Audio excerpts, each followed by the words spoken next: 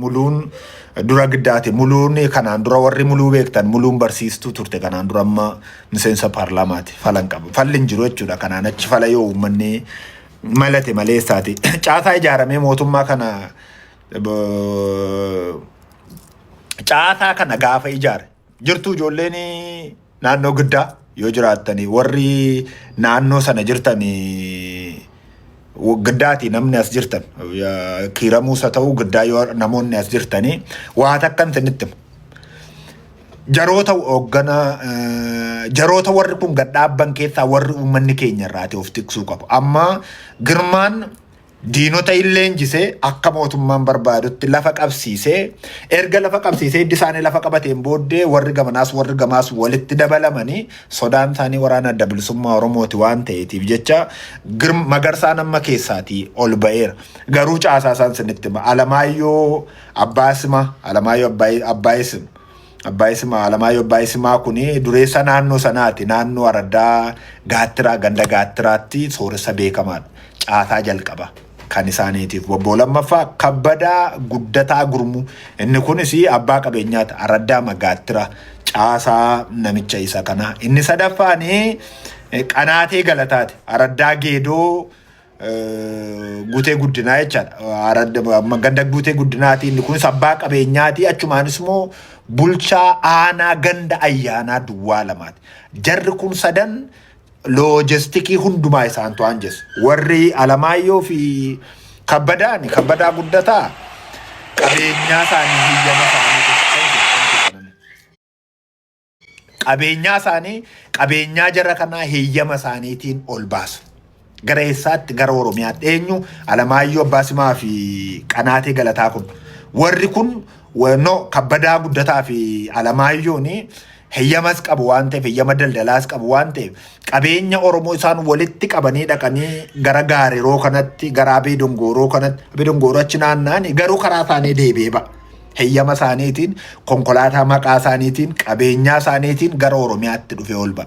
Isa kanaatiif immoo namtichi jara kana lamaan irraatiin duroome Qanaateen immoo loojistikii irra keessaatiin jiran maaltu galuu qabaa maaltu ba'uu qabaa inni immoo waan hundumaa hamma federaalaatti ta'an jesu. Kun daba uummata keenya irratti ittiin dalagame. Walloottan singeessatu walloon ga'ina waasinitti jaarsa tokko qabu waggaa 5 kana keessatti warri Agamsaa yoo jiraattan Horroo Guduruu Wallaggaa Aanaa Amuruu Araddaa Agamsaa warri taatan yoo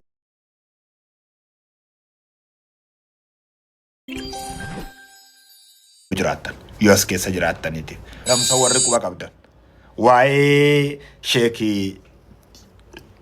Yusuf Gaashoo Muhammad tokkon sinitti muudhaaf dhugaa olii baadeemna ga'anii Agamsa dhaqeera. Agamsa gaafan dhaqee ammaan haroo isheedhuma haroo ittiin jedhan nama nyaatan sana keessa baanee magiddaa dhufnee galle akka taane mootarii isa seenaadha boodatti bar takka haasof bar har'a taanaan malee lubbuun achiin baatee galte hammam akka isheen taate warri Agamsaa beeku. Warri Agamsaa akka itti beekan qabu. So ijoolleen Agamsaa yoo as jiraattaniitiif maybe Amuruu Agamsa warri beektan yoo as jiraattaniitiif ulfaadha walii sheer gochuun garuu maal gochuu qabnaasa jedhu moo amma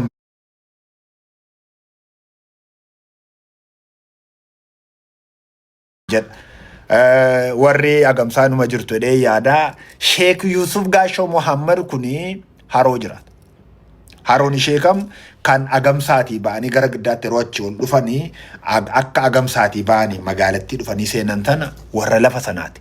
Warra kiiramuuti ofiisaati. Namichi kun warri beektan tokkummaan humna kun beekamaadha. Tokkummaan humna dhiiroo jecha jabaa tokkummaan humna kun dhaadannoo keenya yeroo hundumaati. So achi jiraata. Namichi kuni gochoota ulfaadhu baga dhufte Boleessa kiyya joora. Namoota Agamsa jiran gaafadhaa jaarolii. Jaarsi kun yeroo meeqa maqaa jaarsummaatiin dhiiga nama keenyaa dhangalaase. Yeroo meeqa ammas bifa haaraatiin dhufaniiru. Egaa hin fakkeessinu hin kijibnu wanta ta'e hin taane hin jennu. Waraanni gadaa maaloo ittiin jedhan gadaa maaloodhaan waraana amma karaa Angar Guutee kana bobba'anii jiran gadaa maaloodhani warri jirtan naa barreessaa gaada faati.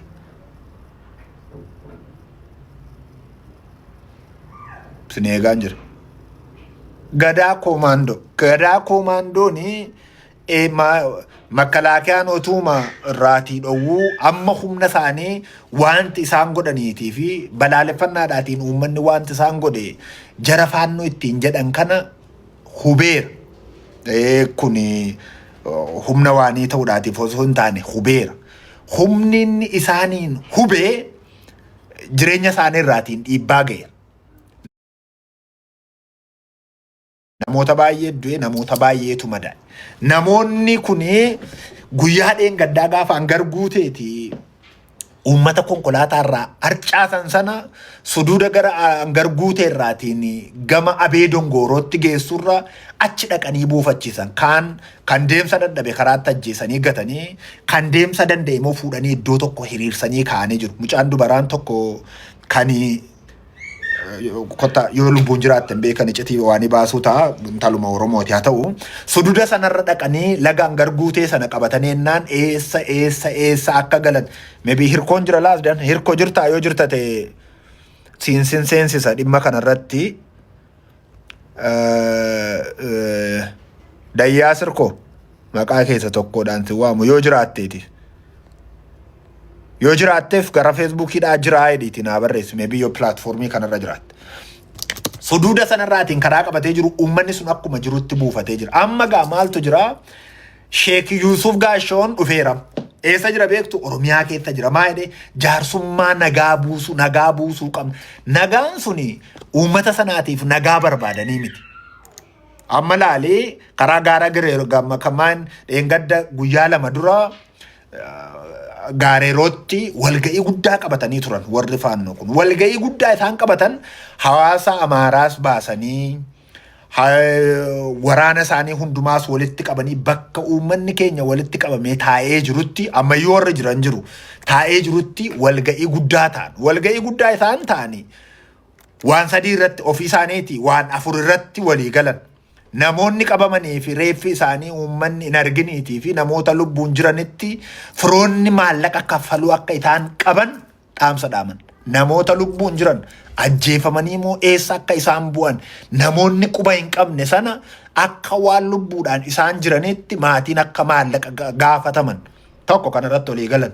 Garuu maallaqni kaffalamee namni tokkoyyuu akka hin baane ajjeefamuu akka qabu tokko kanarratti namoota sagalee isaanii dhaga'uun irra jiraatu akka sagalee isaanii dhageessifaman tokko kanatti olii galan. Lammaffaa jaarsummaa fi jaaroleen gara lama akka deeman gara uummataaf gara mootummaa. Sanamoo jeneraalonni warri raayyaa ittisa biyyaa keessa jiran kun jaarsummaa kanatti waliif galaniiru. Because hojii isaaniidha inni kun.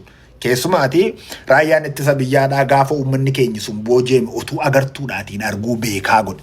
Amma mootummaa tokko jala tokko diina isa hidhe lolee tokko moo diina miti hidhee ammachuu wanta akka kanaa nama ajaa'ibu hin jiru sakkaan keessan naqu. Jaarsummaan kun lama. Tokko uummata bira kana hundumaatti eenyutu bobba'eeraa Sheek Yuusuf Gaashoo Muhammad jalqabarratti amma federaalaatti. Baajanni isaa hundi muuxannoo itti qabain. Inni sadaffaanii madoo waraana isaaniitiif loojistikii isaanii yaallachuu akka qaban kanarratti walii galan. So bosona gammoojjii Gaareeroo keessa uummanni keenya akka dhaqetti buufatee jira. Naannoo nama 78 oli lubbuudhaan ammayyuu kan achi bosona sana keessa jiru. Egaa isaanitti maallaqa gaafatachuudhaatiif firoottan isaanii soqaa jiru. Utuu uummata kana dhimma kan qabu jira ta'eedhaatii fi GPS nama 3tiin kan nama 3tu qopaatiin uummata kana oolchuun hin danda'ama. Garuu uummatarraa namni dhimma qabu hin jiru. Kana laaffisee mansinitti faannootu uummata sana booji'e miti. Mootummaatu faannoo uummata sana boojisiise. Fudhattuuf hin fudhattanii keessan hin beeku. Faannootu uummata sana ajjeesee qofaa miti. Mootummaatu harka biraadhaan karaa faannoo uummata sana sassaabsise. Taatee ta'etti deebi'aati ilaala. Guyyaa sana gaafa uummanni sun walitti qabame sabni biraan keessatti argameera abaluu jedhaati natti fida hin jiru. Sana dhiisaati darba. Inni sadaffaa isaan jedhanii madoo waraana isaaniif loojistikii isaanii yaallachuu otuu jaarsummaan achi jiru. Amma ifa dhumaa kanan jabeessee isinitti mee gara furmaataatti ce'uudhaatiif jedhu. Buufata fayyaa Gaareerootti argamu. Uummanni Gaareeroo jirtan walitti dhahamaa dhagaa. Buufata fayyaa Gaarerootii fi hospitaala Abee Dongoroo suduuda sana qabatanii jiru laa suduuda hangarguutti laga sana guutummaatti control godhanii jiru.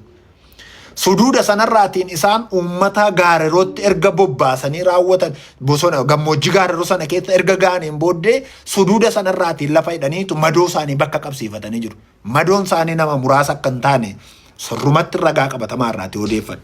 Sababni isaa maqaa Alamaayyoo Abbaasimaa dureessa Araddaa Gaattiraatti argamuutiif kabbadaa guddataa gurmuu jara kana keessa Oromoo jira waan ta'eef akka salphaatti kaasuu waan hin barbaanneef yeroo dheeraa namoota gurguddaa normaalee hiriyoonni kiyya jaarsolii isaanii wajjin baay'een irratti taase.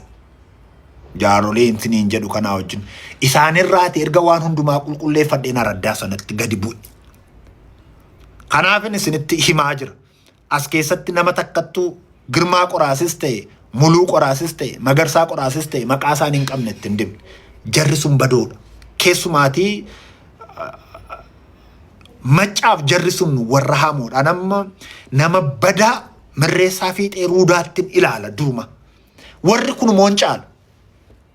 Baay'ee caalu. Amma suduuda sana keessa namoonni gara 78tti lakkaaman Oromoo ta'an Tulluu Gaareroo sanarra nammanii jiran namni dhimma isaanii godhatee hin jiru. Hinduune bara. Haajaa keenya waan hin qabneetiif. Amma isa dhumaa kana maalirratti walii galan jaarolee kanaatiin Sheek Yusuf Gaashoo Muhammad kun erga warra Oromiyaas ta'e uummatas ta'e amansiisee walitti dhufameetiin booda buufata fayyaa Gaarerootii fi hospitaala Abee Dongoroo rukutuudhaaf qophiitti jiru. Daawwaatu isaan bara. Rakkoon isaanii biraan hin jiru. Kana gochuudhaatiif immoo raayyaa ittisa biyyaadhaa waa gaafatatan. Waan isaan gaafatatan Gobbusayyoo beektu. Daandiin Gobbusayyoodhaa guutummaatti akka cufamuuf waraana adda bilisummaa Oromootu nutti dhufa jedhanii sodaa waan qabaniitiif. Ani isiniin jedhu reyaalitii man sunitti. Daandiin Gobbusayyoo yoo cufame waraana adda bilisummaa karaa ittiin itti darbuun qabu waan fedhan hojjetachuu danda'u. Tokko daandiin sireedhaa akka cufamu. Daandii sanaanis waraanni adda bilisummaa Oromoodhaa hin dhufa jedhanii waan yaadaniitiif. Yoo dhufe moo gidduutti akka rukutan. Eenyu waraana adda bilisummaa Oromoodhaa gidduutti akka rukutan.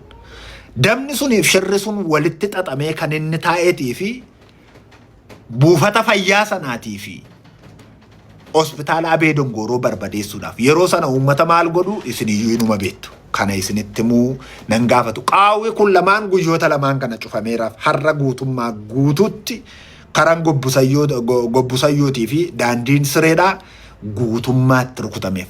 Ilaa siniin jedhe maaloo koomaandoo. Halloo koomaandoo.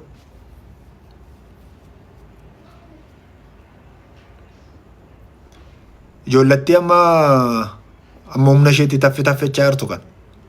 Gada.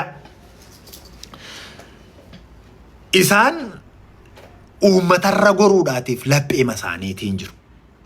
Kaayyoon isaanii garuu jarri kun waraana adda bilisummaa Oromoo wajjin wal dura dhaabbatanii akka walitti dhukaasaniif kaayyoo isaanii isa jalqabaati. Garuu akka isheen waliin qixxaanneetiif hubataniiru. Sababni isaa ijoolleen kun afaan duwwaa beeku miti kan waraana adda bilisummaa Oromoo humna isaaniis beeku. Yoo itti dubbatan maal akka ta'anis beeku waan ta'eef jecha uummata duwwaa irratti xiyyeeffatanii jiru. Nama nigaan argita jara kana lachuu karaan beekamne walitti rukuta. Inuma ilaalla giddu. Kanamoo inuma teenye ilaalla. Because amma har'as waan itti bobba'e beekaba kaleessa ta'u har'a waan itti bobba'e qaba waan ta'eef ijoolleen sun waan itti bobbaate qabdi waan ta'eedhaatiif jecha. Humni sun dhuguma isiniin jechuuf mootummaaf hin ta'u. Kaayyoon mootummaa maa inni jaroota kanarraati qaamuma mootummaa ta'e kan jibbarraa hin qabnetu jiru. Kanatti taanee maal yaadeera naan hin jettanii warra jirtan. Xiqqoo turee jarri ta'e wayii tokko guutummaa Wallaggaa kana keessa deemanii petiishinii mallatteessisu. Kara deemamaa jetteedha. Xinnoo turanii jarri mootummaa irraa nuyi mootummaa wajjinis miteedhaan wayii tokko gabbaanii petiishinii mallatteessisu. Oromiyaan dhimma keenya waan hin qabneetii fi nuti naannoo Wallaggaa jedhamuu barbaanna jedheera uummanni jedhanii petiishinii mallatteessu. Sun kaayyoo mootummaati. Oromoo akka ittiin gargar cabsu. Kun moonta. Kun akka isheen taatu nan beekaan. Kanarra balbala kanarra akka tarkaanfanneetiin petiishinii kana funaanootti hin ka'e yoo ta'e maa itti nagaafadhu. Arraba kiyyarraati. Petiishinichi waan Oromoo rakkoo keessa jiruuf yaadu fakkeessanii addaan follosu. Diinummaa saba gidduutti seeraan ijaaru. Suuta naannoo Oromiyaa isheen jedhamtu ishee namichi kun calluma dhee taa'ee ajjeesisaa jiru kun xiqqacha. Gara sanatti deemuudhaaf wanti isaan gochaa jiran Walloo samma faannoo maqaadhaanii ofiin rukutu waan Arsii keessaa moo beektu waan Shirkaa keessaa maal keessaa kana fooliimti faannoo iyyuu hin jiru ofuma isaatii faannoo ijaara malee sana ittan dhufa yeroon furmaata gara furmaataa dhufuun itti dhufa. Inni amma macca keessatti akkas deemaa jiru kun jiila sana seenaan erga hojjetanii raataniin booddee petiishiniitti qajeeluu jechaadha.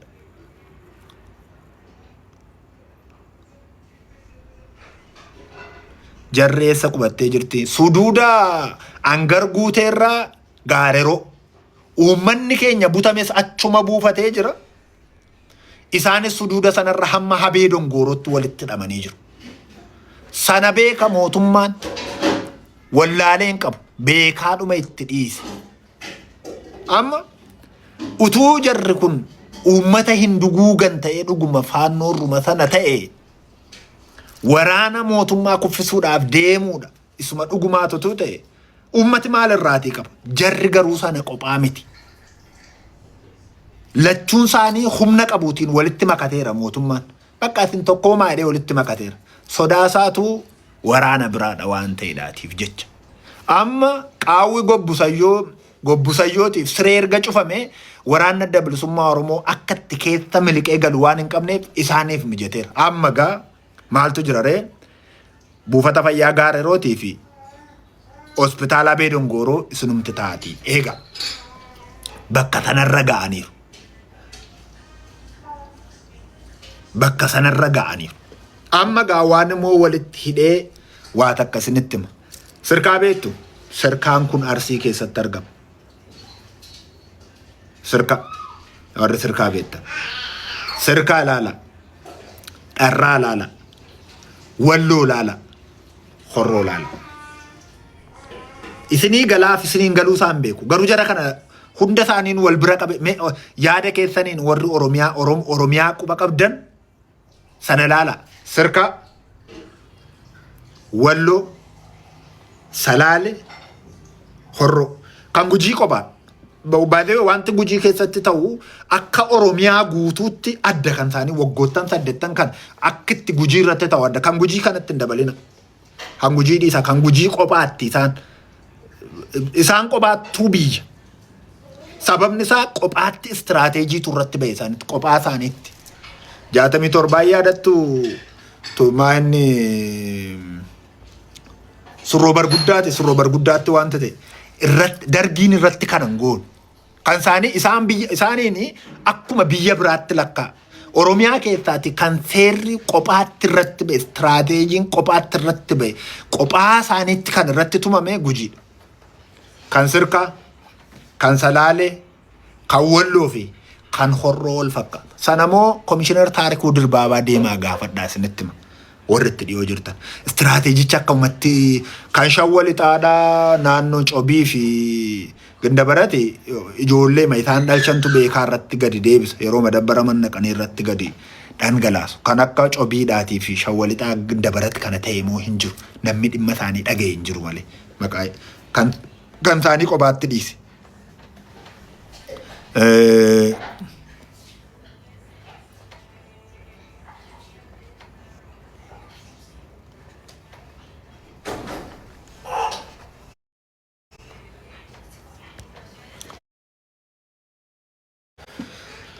Dubbii kiyya haa gudunfu.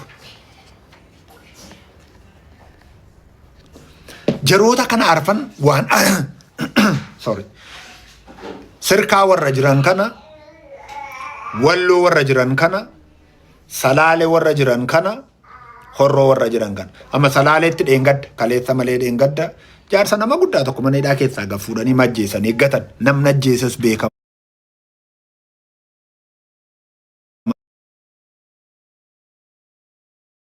Afur gabbaasanii dhuma ajjeesan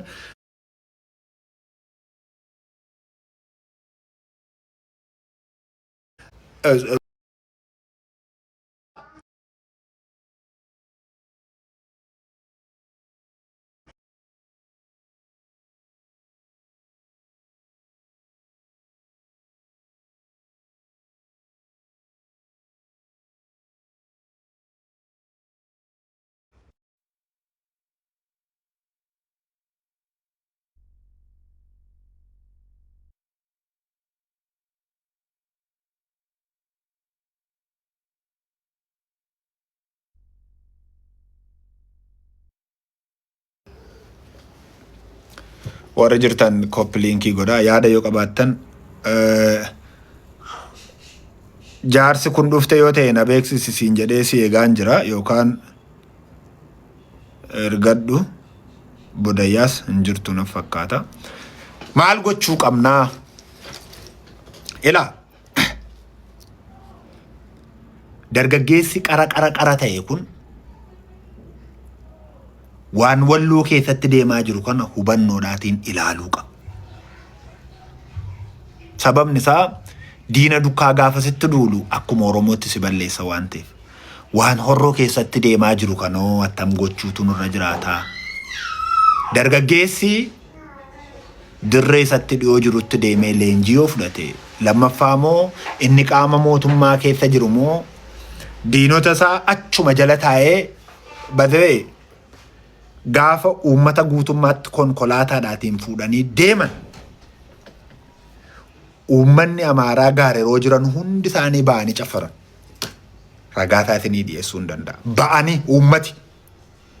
uummati ba'anii iyyanii dhiichisan. Kanaatii fi kuni Arsii, kuni Walloo, kuni Maccaa, inni kun Salaalee hundumti keenya maqaa Oromummaatiin badduu ba'aa jirru kun diina sittin dhukaasne, diina sin ajjeesne ittin bu'in dhimma mootummaati. Sagaleen hin jiru? Yoo sagaleen jira ta'e warri sagalee dhagaartan jiradha.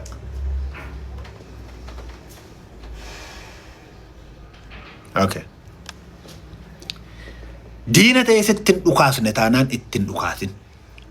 Garuu diina kee beeki. Diinni diina caalu isa mootummaan amma harka wal qabate. Ilaal sagalee akkamiin dhaga'amam ilaalamma gurbaadheen gaddaadha. Magarsaa Qoraas hin hidhamee miidiyaa guutuutu iyya. Dabballeen sirna kanaas gayyaan Oromoon badduu ba'uuf jedhanii gayyaanii iyyan. Mootummaan gaafa inni fidee koyyee faccee galchu nama uummata fixe kana fidee koyyee faccee galchu garuu ximbaan jedha. Argiteetta. Sooshaal miidiyaan kuni bar mootummaadha. Miidiyaa 30 wayii of harka jiru kana mootummaan of harkaa qaba. Xixiqqaarraa kaatee hanga guguddaatti warra jirtan daqiiqaa xiqqoo kana sheerii gootu. Of galcha. Daqiiqaa ta'u sekeendii tokkotti waa tokkoon isinitti muudhaatiif jedheen yoo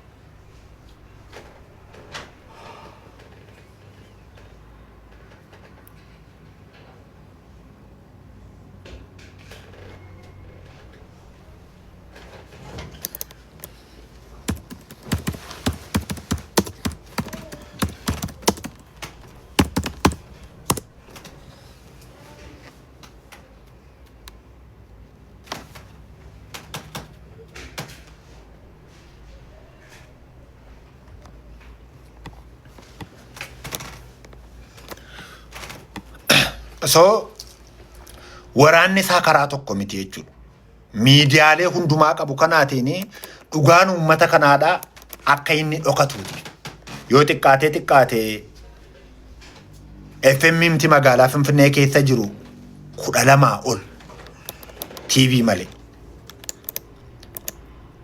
Televizyinoonni tamsaasa garaagaraatiin isin argitan kun hundumtuu kan mootummaati.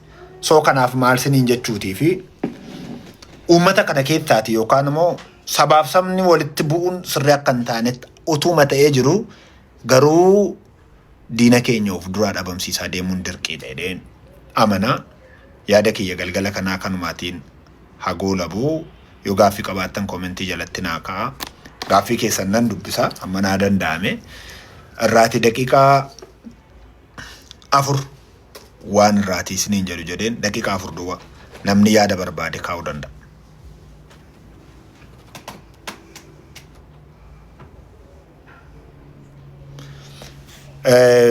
Ijaarsi Naqamtee keessa Goojjamootaatiin jiru namicha Daashin Baankii keessa jiru eenyu maqaan isaa isatu qindeessa. Sababni isaa namichi Jimmaan ture waggaan 15tti murtaa'ee Karchallee Qaallettii galee miiliyoonii 3 kaffalanii achi baasaniitu Walaayittaa Sooddoo jira. Obboleessi durbiin isaa kan yuunivarsiitii irraa barsiisaa ture moo caasaa karaa sirkaa jiru kanatti itti gaafatamaa ta'ee faannoo geggeessu. Humni jabaadhaatiif badaan Naqamteetti kan ijaaramee jiru. Loojistikii guddaan baajataan sochoosu maallaqaan sochoosu Naqamteetti ijaaramee jira. Baankii konkolaataa baankii Daashintu moo deddeebisa. Maqaa isaanii bakka isaanii eenyu isaa yoo jettu hunda isaanii gadi siigu hamma Jimmaatti wal hidhatanii jiru. Isa kana moo bulchaan magaalaa Naqamtee sirriitti beeka. Keessumaati yeroo inni Jimmaa ture namtichi waggaan 15tti murtaa'e attamitti waan sun akka hojjetame isatu beeka waan ta'eedhaati. Gaaffii biraa yoo qabaattan.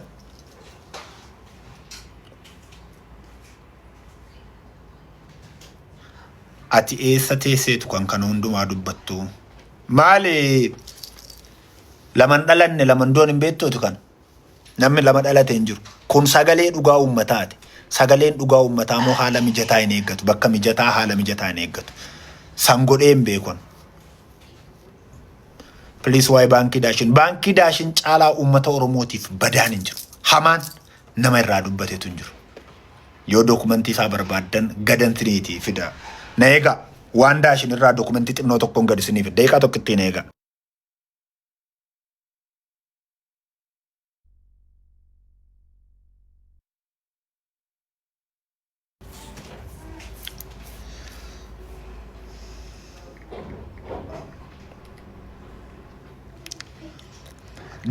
Dameelee hundumaarraati listii maqaa isaanii yoo barbaaddan eenyuun akka qindeesse akkamitti ijaaramanii akka isaan jiran Daashin Baankiin ijoollee Oromoo ofitti qabee faayidaa akkamii akka inni laatee maal immoo hojjechaa akka inni jiru harka isaaniinis qophaasa sana hundumaa isinitti himuu nan danda'a. Keessumaati dameen Daashin Naqamtee jiru dhiiga saba keenyaatiif itti gaafatama. Keessumaati hangar guuteedhaatiif itti gaafatamaan kiiramuudhaatiif itti gaafatamaan agamsaatiif wanti harootti hojjetamu hundumtu karaa Daashin Baankii geggeeffama. Baajanni guddaan karaa achiitii dhangala'a. Eenyu hoogganaan sanatti deebina. Amma waan gibiraa miti mirga lubbuun jiraachuu dhabe uummanni Oromoodha. Kan gibiraa akkuma jirutti jira. Mirga lubbuun jiraachuu dhabe. Qawwee wajjin hariiroo uummachuun dirqama. Sabni keenya dhossee ta'u awwaalee qawwee wajjin hariiroo isaa deeffachuun dirqama. San dhuguma jetteti. Gaaffii kan natti ta'e kan keessiin deebisaa qoome. An kan gaaffii natti ta'e faannoo dheengadda uummata fixan. Ati madda hololaatiin beektu ati dhiis. Achin naqin achin geenye.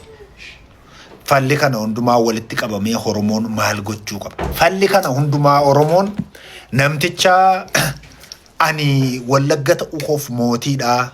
Lakki ani Arsii ta'uu kootiif gootaa. Lakki ani Walloo ta'uu kootiifan cimaadha jedhu arii of keessaatii baasa. Jalqabaas akkasii of keessaatii baasa. Ani Oromoo ta'uu kootiifan miidhamaa jira. Inni jedhu hundumtuu madaa walii isaatiidhaatiif hamada. Oromoo ta'uu qophaasaatiif diina kamuu alolu. Yoo kanan goone mootummaan nageenya kee eegu hin jiru. Mootummaan jara kanaan qabateetu nageenya. Wanti salaalee keessatti deemaa jiru akka waan wabii hin qabneetti. kana beek. Wanti salaalee keessatti deemaa jiru akka wanti tokko iyyuu hin jirretti. Qajeelu Sidaan Botoroo Geeraroo Lugo Tullugaana Maduula Guyyoo Waboon maafin qaban. Sana ilaa sodaantaa adduu keenya ati waan gaarii jette. Maybe beekte yookaan hin beekin. Qaccalluu Sidaan Botoroo Gaareroo Lugo Tullugaana Madaaluu Guyyoo bakka kana maaf hin qabanne. Bakki kuni mootummaadhaatiif sodaa waan ta'e faannoo kana kan inni utubee achi kaa'atee jiru. Hamma barbaade saamee, hamma barbaade ajjeese, hamma barbaade waan barbaade godhee akka inni jiraatuuf mootummaan achirratti eegaa jira. Sana duwwaa miti waasii jedhe bar daandiin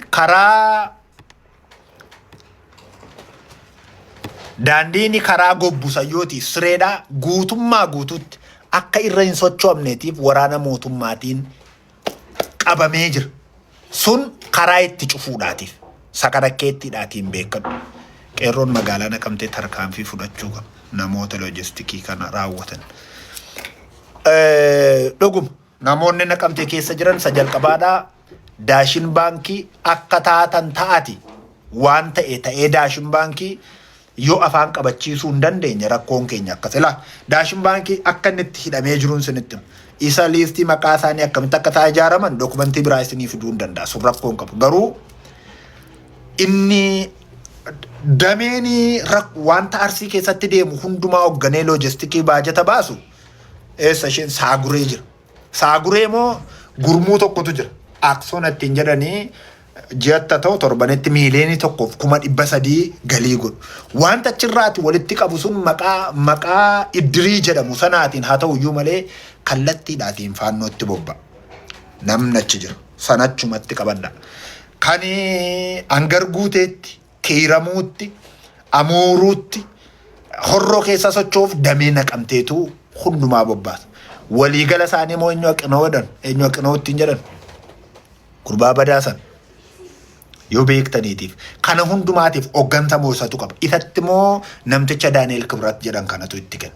Amma sinirraan dheeresse gaa. Warra galuufiif yoon galaafte achiiti gadi tarattaraa dhuftu. Daannoo guddaa qabu jechuudha. Da'oo guddaa qabu. Amma waanan tuquu hin qabneen dhaqee tuqe. Gooftaan koo gooftaa qaba waan ta'eedhaatiif warra akkasii kana kan lafatti dabalu nama guddaa jira. Inni warra gurguddaa kana mataa isaanii keessaatii baasa. Sakaan immoo anumatu mataa keessaa isiniitii baasa. Nan beeka waan ta'eef. Allafa warra sanaatti hin bunne. Warra Daani'el Kibrat faattiin jedhan kana warra namtitti mucattii Oromiyaa bulchitu kana maaloo nageenyaa ishee ittiin jedhan warra sanattan ittiin bunne. Ijoollattiin gooftaa qabu waan ta'eedhaatiif jecha. Ani kan isinitti immoo isin bira jiruun isinitti maal? Lafa isaanitti ajaja fudhataniitiif immoo nama jira. Isa mo'achiitii ilaaltu. Kana maafan isiniin jedha damiileen Daashin Baankii wajjin wal qabatan hundumtu isaanii diina ta'u. Waan Matakkal waan xinnoo tokko ittiin jira.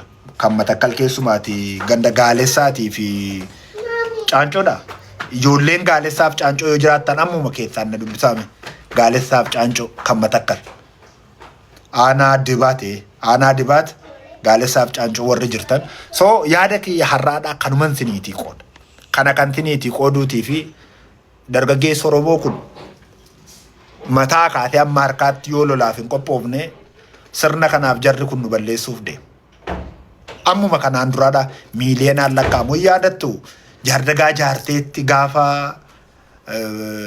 eeudha jaarsi guddaan kun ijoolleen jaardagaa jaartee yoo jiraattan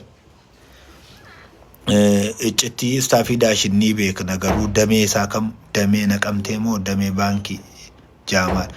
Lakki kan Naqamteetti hojjechaa jira. Iccitii Daashin Baankiin guutummaa mataan beeka. Odeeffannoo barbaadullee irratti hin qabu.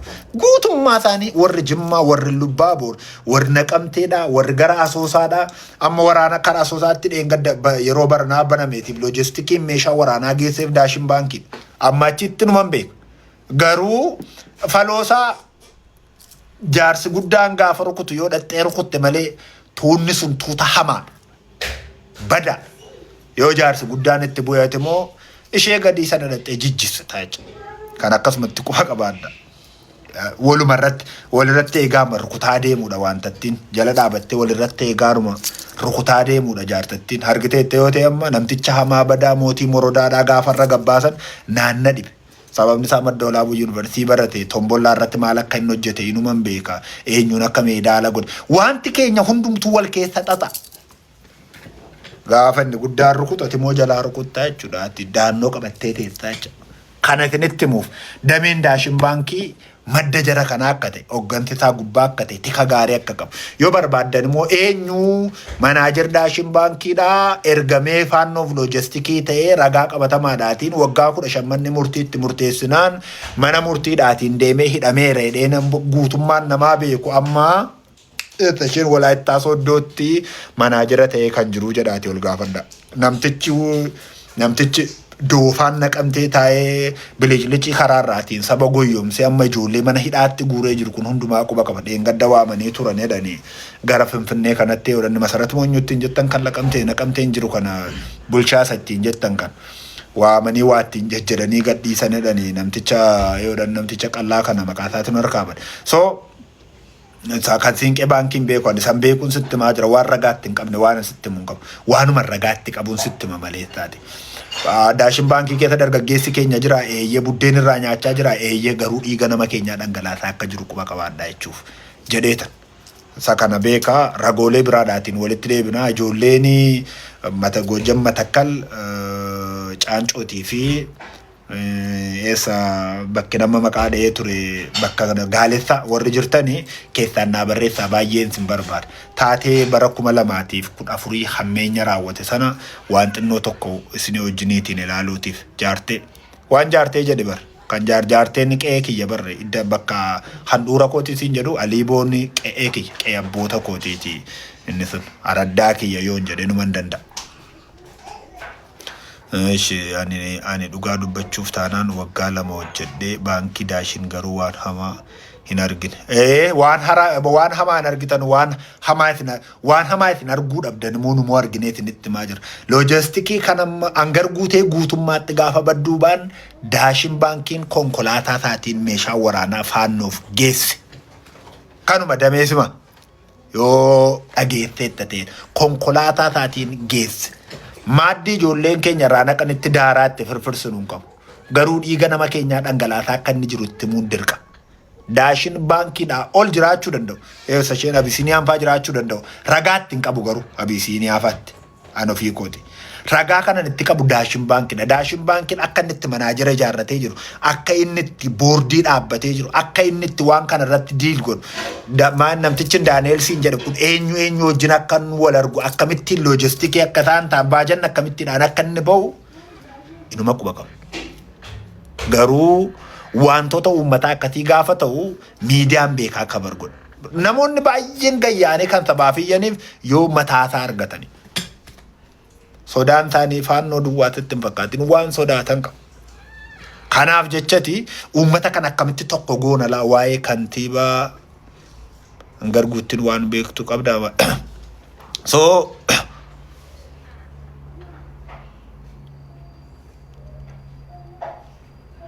dubbiin kee bilchaataadha akka deebboo duraa maqaama kee moo godhadhu tiiktookii kee akiis maqaama kee godhadhu. So dhuguma akka inni wal laaluuf irratti hojjetame malee jibba waliin qabu Oromoon kanas beeki. Oromoon tasumaa jibba waliin qabu. Warra xinnoo fidala qammaste unatte kana nan baradhettutu summii facaase. Summii facaaste kanatti immoo isheen ofii isheetiin mul'attu. Maali qabsoo kana natti lafa qabsiisi ani maccaadha yoo barbaade. Maali ani dhufnaan akkas taate ani arsiidha. Maali anatu akkasi godhe ani walloon. Maali anatu akkasi godhe ani Tuulama Booranaan Gujii. Sana warra fidala qammasanii hojii dhaban kanatu fidee lafa kaa summii ta'ee faca'a. Malee ammayyuu quba ol qaba sabnichi. Waa'ee Dr. Lammaa Magarsaanoof. Waa'ee OPDO waan an kaasuun qabuun dhiiroo. Waan warra kaasuu kaaseeran. OPDO'n kaleessas diinumaa wajjin lafa dhiisaa turtee waan wal caaltu hin qabdu. OPDO'nis biltsiginnaan maal kees jarri tokkittiidha. Hortee ishee tokkittiidha. Sirna abbaa isheetii waan beektu hin qabdu. Kanaatiif waan jaraadhaa waan irratti jedhu hin qabu. Ulfaadha warra halkan gaarii. Warri guyyaa gaarii maybe otoo dubbadhu yoon arraba maqeera ta'e of kalchaan siniin jedha. Yaada kiyyaarraa kanaan xumuree gaaffii irratti dubbachuu qabna jettan yoo qabaattan mareedhaatiin walitti deebinaa. So guyyoota amma kanaa turan keessatti hin dhufne har'a kanan dhufeetiif kanaasumaatiin hubadhaa isiniin jechuudhaatii fi tarii humni guddaan horrootii buqqaasaa jiru mootummaa ta'uusaa yooma seeraan beekan gaari mootummaa lama